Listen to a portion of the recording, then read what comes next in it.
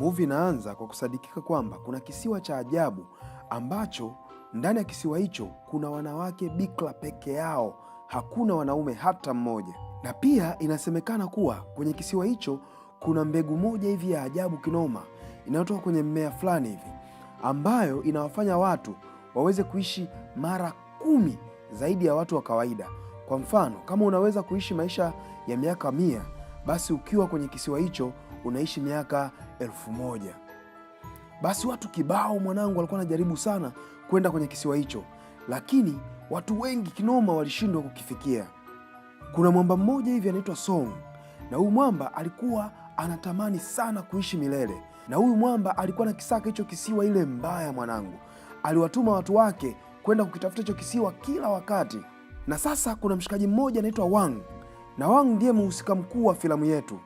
Sasa inamuonyesha mwamba huyu akiwa anasikiliza taarifa ya habari, na kwenye taarifa ya habari wanasema Mr. Song ametoa hela ndefu kinyama kwa mtu ambaye ataweza kwenda kukikuta kisiwa hicho na atamuonyesha njia ya kufika kwenye kisiwa hicho cha mabikira. Na habari zinasema kuwa siri kubwa ya hicho kisiwa, hakuna mtu ambaye amewahi kwenda kwenye kisiwa hicho na yuko hai mpaka leo, wote walifariki kudadadeki. Na hadi sasa ni mtu mmoja tu ambaye ameshawahi kukanyaga kwenye kisiwa hicho, na huyu bwana ni mchunguzi maarufu sana, anaitwa Mr. Lee. Oya, na ukitaka kustaajabu, Lee alikuwa ni baba yake na Wang, na huyu mshua wake dogo hakuwahi kurudi tena kutoka kwenye kisiwa hicho, na wala hajaacha ujumbe wowote ambao ulikuja duniani huku kwa watu wa kawaida, na hakumwambia mwanaye kitu chochote. Na wajuzi wa mambo wanasema kwamba huyu mwamba alinogewa kinyama na uzuri wa wanawake ambao wapo kwenye kisiwa hicho, na aliamua akae huko milele, asirudi tena. Na huo uvumi kila mtu aliuamini kuwa ni kweli. Wang akiwa na dhamira ya kumtafuta mshua wake, mwanangu hakusita hata kidogo, akasema na mimi naenda kushiriki. Akaenda moja kwa moja mpaka bandarini na kwenda kupanda meli ya mzee Song. Na mwamba alivyofika huko anakutana na mshikaji wake anayeitwa Hyun Woo, na huyu mshikaji wake alijifanya kwamba yeye ni mtaalamu wa kuzamia mwanangu, kwa sababu ametoka kuhitimu masomo ya uzamiaji huko Somalia. Baada ya kujiandaa na kila kitu, Wang pamoja na Hyun wanapanda ndani ya meli mwanangu. Oya, hawa wamba walikuwa wawili tu, hakuna mtu mwingine aliyejitokeza. Hiyo safari ilikuwa ni hatari babu. Sasa mmoja wa wafanyakazi wa Song akaja pale akawarushia GPS ili wanakoenda waweze kuwatrack. Baada ya muda, hatimaye wawili hao wanaanza safari yao sasa baharini, na kuanzia pale sasa maisha mapya ya ubaharia yanaanza. Mwanzoni walikuwa na matumaini kibao mwanangu na mipango mingi kinyama, lakini baadaye, baada ya miezi 2 ambayo walikuwa wanahangaika baharini na walikuwa hawana mwelekeo wowote, hawa washikaji walikata tamaa kinyama yani. Na oya, wakati huo sasa walikuwa wameishiwa chakula chote, na washikaji walikuwa hawajui watafanya nini. Maombi yao kwa Mungu yalikuwa ni kwamba wafike tu kisiwani yani, kwa sababu wamba walikuwa wameshachoka kinoma.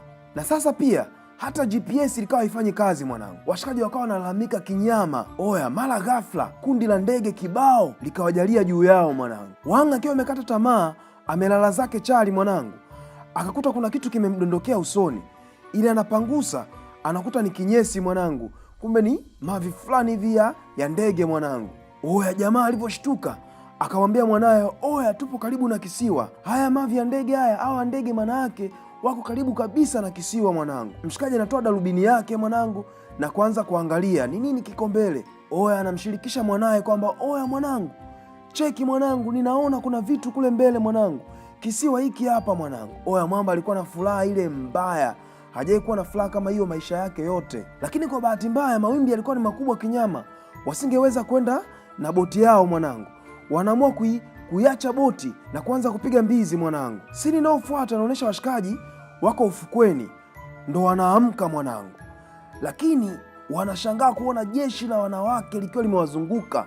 Lakini Wang alikuwa bado hajapata fahamu vizuri, anauliza kwamba oya, tumefika kwani kisiwa cha mabikira mwanangu? Lakini wale wanawake wanaendelea kutazama mwanangu, wakiwa wamemkazia sura kinyama, na baadaye wale wanawake wanawachukua mpaka kuwapeleka kwenye kambi yao kwa ajili ya mahojiano zaidi mwanangu. Lakini yule mwamba Hyun alijifanya mjuaji kishenzi mwanangu, anajiona yeye ndo Bon Town nini, si unajua tena mtoto wa town. Oya, si anaanza kuwatukana wale walembo bwana. Oya, walimtia kichapo, boom boom boom, mwamba akatulia mwanangu. Lakini wale mademu wakawa wamemind kishenzi rafiki yangu, wakaamua kuwachukua washikaji na kuwatia mahabusu. Lakini wakati huo kiongozi wa wale wanawake naye anatokea, na huyu kiongozi alijulikana kwa jina la Patriarch. Anawakaribia wale wauni na kuanza kuzungumza nao. Yule Bimaza anasema ni watu wachache sana waliowahi kuvamia kwenye kisiwa chetu kwenye miaka 500 iliyopita, lakini watu wote hao ambao wamewahi kuvamia walikuwa ni wazoefu wa majini. Oya, Hyun anashangaa kwamba oya, hawa wanawake mwanangu wamekaa zaidi ya miaka 5, kwamba ameona watu ndani ya miaka 5. Na mwamba anauliza kwa utani, oya, eti ni nyie ndo watu wasiokufa? Lakini wale wanawake wanaamua kuwapuuzia na kuwaacha pale wanasepa zao. Walivyoondoka sasa, Wang anatoa kisu na kumwambia mwanaye, oya, ikifika giza mwanangu, hapa inabidi tutoroke tu mwanangu. Oya, kweli mwanangu, wakafanikiwa kutoroka. Baada ya hapo sasa, Wang yeye anaamua kwenda kuwachunguza zaidi lile kabila mwanangu, kwamba hao watu wanaishije. Lakini huku Hyun yeye akiwa anatafuta njia ya kutoroka pale kisiwani. Sini inayofuata inamwonyesha Hyun akiwa anaingia msituni kwenda kutafuta njia ili aweze kurudi kule baharini mwanangu. Lakini yeye Wang sasa alikuwa ameshafika kwenye makazi ya wale wanawake, na moja kwa moja akaingia kwenye kibanda kimoja hivi. Sini inabadilika na kumwonyesha Hyun akiwa anahangaika kishenzi mwanangu, maana kule porini kulikuwa kuna mitego kibao. Hawa wanawake walitega mitego ya kutisha kinyama kule porini. Kwanza mwamba anadumbukia kwenye shimo ambalo lilikuwa ni mtego wa sungura, ili amedumbukia mle ndani mwanangu, kumbe kuna mjiti blaza. Ule mjiti ukamchoma mgongoni mwanangu. Oya, hali ikawa mbaya kishenzi kwa mshikaji, maana baada ya muda kidogo tu akaanza kutwanga na nazi kichwani. Nazi zikamgonga zikamdosoa kichwa mwanangu, ile mbaya. Wakati huo huo Muyan, mrembo fulani hivi mwanangu, alikuwa ni noma huyu mrembo mwanangu, hana hata doa blaza, na dada yake Moon waliingia kwenye kibanda ambacho Wang alikuwa amejificha. Kumbe kile kibanda ilikuwa ni bafu blaza, na yule demu mwanangu kumbe alikuwa ameingia mle ili aoge blaza. Oi, yule demu si akaanza kuchojoa ili aanze kuoga sasa. Wang akasema hapa itakuwa noma, akaanza kutoroka kutoka kwenye lile banda blaza. Lakini kwa bahati mbaya anakutana uso kwa uso na yule msichana sasa, yule mdogo wake na Muyan. Yule dogo akumwacha aondoke hata kidogo, akawa anamwangalia kinyama. Wang sasa akaanza kumshawishi yule dogo kwa zawadi nini ili amwachie mshikaji akimbie, lakini yule dogo hakushawishika hata kidogo, akapiga yowe kinyama, akawa amewashtua wanawake wote kijijini. Wang akiwa ameshikwa na hofu akaanza kukimbia mwanangu ili aokoe maisha yake mwanangu. Wanawake wakaanza kumkimbiza mwanangu huku wakiwa wameshikilia mikuki ya maana. Mwamba akajaribu kuwatisha kinyama mwanangu, lakini baadaye sasa wakamkamata. Sasa wakawa wamemchukua huyu mwamba mpaka kwenye chumba cha hukumu. Yule Patriarch anamwambia kwamba kutoroka gerezani ni dhambi katika tamaduni yao, na kwa makosa yake yote aliyoyafanya huyu mwamba inabidi apewe adhabu ya kifo tu, hakuna adhabu nyingine. Na sini nyingine inamwonyesha Hyun akiwa amejeruhiwa ile mbaya na amepigwa vibaya mno, na mwamba akawasili pale ili aje amuokoe rafiki yake. Sasa huyu mwamba kwa kujikweza sasa anaanza kuwatishia pale, anawaambia kwamba yeye ni askari aliyepewa mafunzo ya kijeshi kudadadeki, anapambana na mtu yoyote. Lakini wale wanawake wanakasirika kwa sababu walijua kabisa mwamba huyu ni muongo, wakamchapa tena mwanangu. Na kwa kabila la hawa watu walikuwa wanaamini kwamba mwanaume yoyote atakayeangalia mwanamke akiwa uchi ni laana kubwa sana kwao na inawafanya wao wawe wabaya. Sasa Wang pamoja na rafiki yake wanatakiwa wafe haraka. Lakini kabla ya kuandaa wavulana hao kwa ajili ya adhabu yao ya kifo, Patriarch anataka kujua hawa washikaji wamekuja kisiwani kwake kwa ajili ya nini. Lakini Wang anajibu, anasema kwamba nimekuja kumtafuta baba yangu ambaye alikuja kisiwani humu miaka 10 iliyopita. Oya, yule Patriarch alishangaa kinyama na anasema kwamba nilikutana na baba yako, lakini mimi pia ninamtafuta sana baba yako, na anasema nikimwona baba yako tena nitamuua hapo hapo. Bila kupoteza wakati anawaamuru wanawake kwamba wapelekeni hao kwenye ule mti mtakatifu, muamarinate na kuwaunguza huko chap. Oya, yule mwamba wetu wa kujimwamba fai sasa anatafuta njia za kujinasua. Anasema kwamba jamani, mimi sikumuona Muyani akiwa uchi, ni huyu jamaa peke yake aliyemuona akiwa uchi, naomba mimi mniachilie jamani. Mwamba anaamua kumsaliti mshikaji wake, rafiki yangu, lakini wale mademu wala hata hawakumsikiliza. Wale wanawake wakati wanajiandaa kuwachoma washikaji, wanawachukua na kuwaweka ndani ya mapipa mawili makubwa. Hyun anaogopa kinyama, anaambia mwanangu, hawa wanawake wanavyokwenda kutuchoma sasa hapa, hichi ni kitendo cha kutumarinate kwanza. Lakini muda huo Muyan, yule binti aliyechunguliwa siku ile, naye anaingia kuja kuwapa adhabu yeye mwenyewe wale washikaji. Ana mind kinyama Wang kwa kumchungulia na kumwambia kwamba ili niondoe laana yangu lazima nikuue. Lakini yule demu alikuwa amemkubali sana Wang, alikuwa ameshamtamani mwanangu. Wakati huo wanakaribia kuwaua washikaji, yule demu akachomoa kisu chake akawakata kamba na kuambia, oya, kimbieni, toroka sasa hivi. Yule demu alikuwa anasema anamchukia sana Wang, lakini wakati huo huo alikuwa atamani kabisa amuue kwa sababu alishamkubali Mwamba. Kwa bahati mbaya, hawa washikaji wanaingia kwenye njia za msituni na wanaanguka kwenye mitego kibao mwanangu. Na asubuhi inayofuata sasa washikaji wanakamatwa tena na wanaenda kufungwa tena kwenye ule mti wa mtakatifu. Wale wanawake wanatayarisha aina mbalimbali za viungo. Sasa hapa ndo wanawamarineti kudadadeki, na hivyo viungo sasa vinaenda kupaka kwenye mili wa washikaji kabla ya kuwachoma moto. Na wale wanawake wanawaambia kwamba hivyo viungo wanavyowapaka vitawafanya wateseke zaidi kwenye moto. Hawataki wafe kilaini laini, maana wasipowapaka hivyo viungo watakufa chap. Lakini Hyun anajifanya kuwa mjanja, anawachangamsha, lakini Wang anamwambia, mwanangu, hapa hakuna matumaini mwanangu, sisi ni kudanja tu. Lakini muda huo wakati wanajiandaa sasa, wakawa ghafla kuna demu mmoja akaja akasema, kuna mtu amezama kule baharini, tunaomba mwende tukamwokoe jamani. Wanawake wote wakakimbilia baharini, na wale washikaji sasa wakatumia muda huu ili waweze kutoroka. Sasa wakachukua kijinga cha moto mwanangu, wakachoma kamba zao na kuzifungua na wakaanza kukimbia. Lakini kwa bahati mbaya sasa ule mti wao mtakatifu ukaanza kuungua, washikaji walivyochoma ule moto kwenye kamba zao. Lakini kule baharini sasa wanawake wakawa hawawezi kufanya chochote, wakawa hawawezi kabisa kumwokoa mwenzao, maana hawajazoea maji hata kidogo. Sasa washikaji wakati wanataka kutoroka, baadaye wakajishauri, oya, tunafanyaje hapa mwanangu? Twende tukaokoe tu, twende tukamwokoe yule demu bwana. Wakakimbilia moja kwa moja mpaka baharini mwanangu, wakaenda wakamchomoa yule mwanamke rafiki yangu, wakamleta pembezoni ya bahari.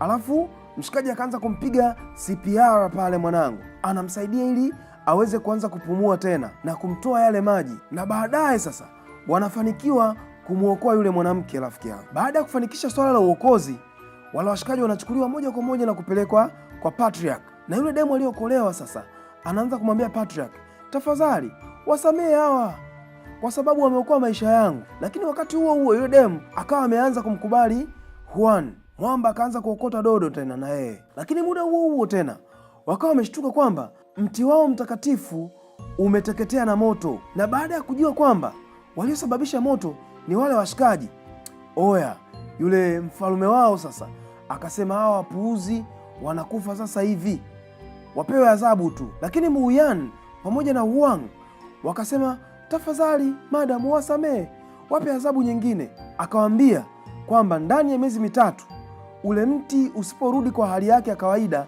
wanachoma moto pale pale. Basi siku iliyofuata washikaji wakaanza kazi, eti wanaupiga msasa nini, wakaupiga na drip mti mwanangu. Washikaji walikuwa na masiala kishenzi, lakini lengo lao likawa limetimia. Wakaanza kuwa karibu kabisa na hawa mademu rafiki yangu. Mara wanaenda kuvua samaki, wanakuja na masamaki makubwa kishenzi, kwa sababu washikaji walikuwa wanajua mbinu kibao za kukamata samaki. Basi wakawa wanakamata samaki wakubwa tu hadi hawa mademu wakawa wanachanganyikiwa, na baadaye wakawafundisha namna ya kulima bustani za mboga. Lakini pia yule demu kibonge naye akaanza kumseduce Huang, mara akamletea maua nini, mambo fulani. Lakini upande mwingine Huang naye akawa anaendelea kuiwasha ile nini, GPS signal yake. Sasa ili anageuka mwanangu, anaona bonge la nyoka liko linamzunguka yule demu. Oya, jamaa akakimbia kwenda kumwokoa yule demu chap. Lakini yule demu akacheka akasema, huyu ni nyoka wangu blaza, huyu ni nyoka wangu ninayemfuga, acha mambo yako bwana. Na siku iliyofuata sasa washikaji wakagundua kwamba mti umeanza kuchipua tena mwanangu. Oya, kumbe mbinu zao zilifanya kazi blaza. Na usiku ule sasa kwa kuna sherehe kubwa sana yani, kwa ni kucheza, kufurahi na mademu. Wakati mademu wanaendelea kucheza pale, oya, Wang akawa amemuona Muyang anacheza kinyama mwanangu, na huyu demu alimvutia kishenzi rafiki yangu. Jamaa akasema, huyu si ndo mwanamke naoa leo huyu, kwani mali shingapi babu? Lakini muda ule sasa Muyang na Wang wakawa wameenda zao bichi moja kwa moja, na yule demu akaanza kumhadithia historia ya kabila lao wanawake. Akasema hapo zamani za kale kulikuwako na kabila moja la wanawake ambalo lilijulikana kama kabila la wachawi, na hao wanawake, hilo kabila lilikuwa lina kazi moja tu, kulinda msitu, ambao huo msitu ulikuwa na mbegu moja azimu sana na adimu, na hiyo mbegu sasa ilikuwa ni mbegu ya uzima wa milele. Lakini wakati maisha yanaendelea, kuna kipindi sasa kuna wanaume wakawa wamejua kuhusu hiyo mbegu na wakaja kuwavamia katika msitu wao, na wale washikaji wakawa wameua wanawake wote sasa. Na ili kuweza kulinda mbegu moja iliyobaki katika ulimwengu wao ule, mkuu wa ukoo ule akatoa ile mbegu moja na kumpa mtoto mdogo kabisa kwenye ukoo wao na kumwambia akimbie kokote anakoweza kwenda katika ulimwengu ule. Na yule dogo kama amejificha na kuona ukoo wake na familia yake yote ikiwa inauliwa, akiwa anaangalia, na baadaye akasepa tena, akajikuta akiamka kwenye kile kisiwa cha ajabu. Na alipofika kwenye kile kisiwa tu akakuta ile mbegu inaanza kuota, ile mbaya, na inasambaa kila kona. Na alivyoendelea kukua, ghafla akajikuta anatengeneza watu wengi wanatokea kwenye mji ule. Na sasa yule demu akamwambia, na huyu sasa ambaye alikuwa ni mtoto sasa hivi ndio patriarch, yani yule kiongozi wao. Siku iliyofuata sasa yule demu akamchukua Wang na kumpeleka sehemu moja ambako ndiko mara ya mwisho baba yake na Wang alionekana. Na Wang alipofika pale akakuta kitabu ambacho baba yake alikuwa amekiacha, na kwenye kile kitabu cha baba yake kilikuwa kimeandikwa mambo mengi kinyama, rafiki yangu. Lakini baba yake alisema kwamba kulingana na uzuri na ukarimu wa wanawake wale, asingependa watu wengine wowote kutoka sehemu nyingine yoyote ya dunia kuja kuwaharibia maisha yao waliokuwa wanaishi wanawake wale. Na akaendelea kwa kusema asingependa watu waje wawaharibie maisha yao wale wanawake pale kisiwani. Na baadaye akamalizia kwa kusema anaomba msamaha sana kwa mwanaye Wang, maana anajua kuwa ataenda kumtafuta. Na Wang akawa ameshtuka kwamba oya, nahitaji kuharibu ile GPS, maana wale washikaji sasa watatutrack na kufika hapa mara moja. Ile wameiharibu tu mwanangu, kuiangalia wakaona inaanza kubipu na inaonyesha alama nyekundu nyekundu za hatari. Na hapo ndipo wakawa wamegundua kuwa oya, yule Mr. Song ameshapata taarifa kuhusu sisi tuko wapi. Wawili wale wakakimbia moja kwa moja kwenda kwa patriarch na kumwambia kuwa wanahitajika kutoroka mara moja kisiwani pale, kwa sababu Mr. Song atakuwa amegundua kuwa kisiwa kiko mahali gani na atakuja kuharibu maisha yao yote. Lakini kabla hata hawajamaliza kuongea maneno yao kule, oya, kumbe mwamba huyu hapa mwanangu alikuwa ameshafika kisiwani akiwa na wauni wake mwanangu. Akawatanguliza wauni 5 kwanza, wakaja na mbwembwe kibao. Lakini washikaji walishangaa kwamba kumbe wao walivyofika kuna wanawake wazuri kinyama walikuwa wanawasubiri wao tu ili wawapokee. Lakini kumbe wale wanawake walikuwa na mbinu chafu, wakawachukua washikaji na kuwaseduce nini, kuwafanya nini na nini, lakini wakawanywesha pombe na kuwalewesha, na muda huo wakatekwa chapu. Lakini Mr. Song akaona mbona wao washikaji warudi, akasema sasa ninaenda mimi mwenyewe. Akachukua wauni wengine na kwenda nao moja kwa moja hadi kisiwani. Ile amefika tu, wale madogo wakaja chapu ili kuja kumsalimia. Oya mzee, hiki sio kile kisiwa cha wale wanawake mabikira mwanangu, hiki ni kisiwa kingine kabisa. Lakini kumbe mshikaji wala hata kuwaelewa wale wapuuzi, akawaambia nyie washenzi tu. Akawachukua wanawake wote wa kile kijiji na kuwafunga kamba, na akamchukua yule patriarch akasema, wewe mwanamke, hebu nionyeshe ile mbegu ya maisha, nataka ni ile na mimi niishi milele, iko wapi? Yule manzi akakataa mwanangu, lakini akawatisha kwamba pale ataua kila mtu na nini. Lakini baadaye ikabidi wakubali kwenda kumpeleka wapi mbegu iliko. Lakini kabla hajafika mbali, kuna mwanamke mmoja akavaa ujasiri mwanangu, akamzingua mshikaji, wakaanza kuchukua matunda fulani hivi na miba na kuanza kuwatwanga mwanangu. Vita ikaanza pale porini. Lakini baadaye Mr. Song akawa amemkamata Wang mwanangu, akawa amemfunga bomu. Lakini vita ilivyoendelea kule beach sasa, Wang akati anajaribu kujinasua, ghafla wakajikuta ameminya switch na kuactivate ile bomu mwanangu. Bomu ikawa imeandika sekunde 30. Oya, Wang akajua hapa mimi ndo nimebeba maisha ya wanawake wote hawa mwanangu. Mwamba akakimbia moja kwa moja mpaka baharini mwanangu, ili akafe peke yake, awaokoe watu wote. Akati mwamba anakimbia kwenda kufa mwanangu, akaanza kuwaza kichwani mwake, yani Mungu, mimi nakwenda kuacha mizigo yote ile mwanangu, hawa walembo walivyokuwa wazuri mwanangu. Lakini baadaye akakumbuka kwamba mshua wake aliamua kuwaprotect hawa wanawake mwanangu. Baadaye akasema basi ngoja nife tu, na hapo ndipo bomu likalipuka. Oya, wale wanawake walilia kinyama rafiki yangu, na yule mshikaji wake akalia mbaya kumpoteza mwanaye rafiki yangu. Lakini ghafla sini nyeusi ikatokea na kuonyesha kwamba mshikaji amerudi tena kisiwani. Kumbe mwanangu, kile kisiwa kilikuwa kimemuokoa mshikaji, amerudi kwenye maisha ya kawaida. Oya mwanangu, subscribe.